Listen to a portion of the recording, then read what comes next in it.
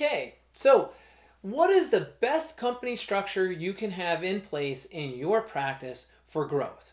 Well, before I break that down, let's first talk about the need for growth. You need to be measuring your practice and see that you have continuous growth in your practice.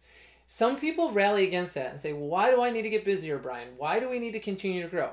The answer should be obvious. I can tell you your payroll is going to go up. Your taxes are going to go up. Your rent is going to go up. The cost of materials are going to go up. Everything around you that you need to run your practice is going to go up marginally. If you can't outpace yesterday, you're going to fall behind. And it's just that simple. You have to have some degree of growth.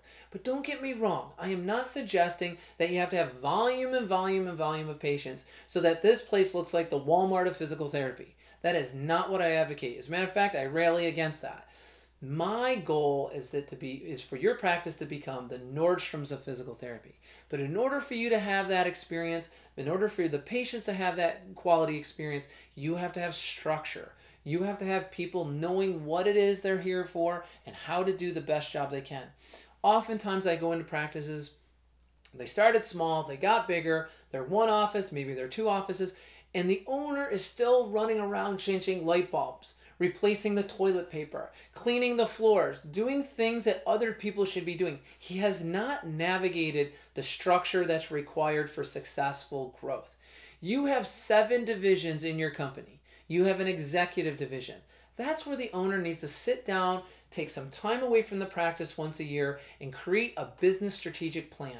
I recommend that to all of my clients. We do that in our practices. It's a very successful action.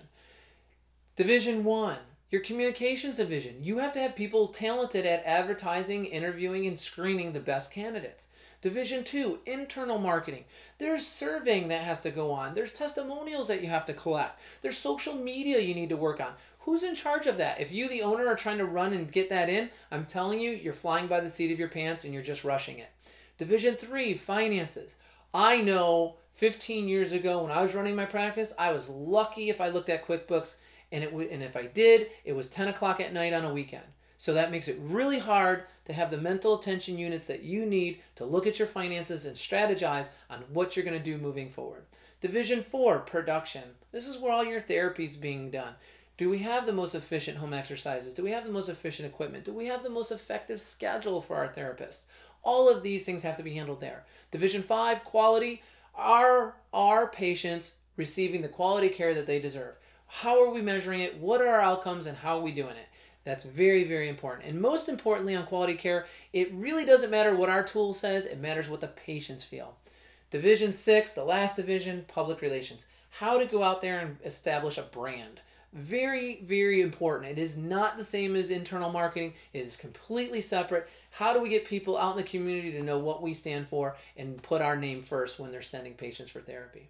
So that is the quick rundown of the structure. Obviously, there's a lot more detail involved in that, and if you'd love to hear more, just fill out the comment section below, send us an email, or give us a call at 410-384-9242.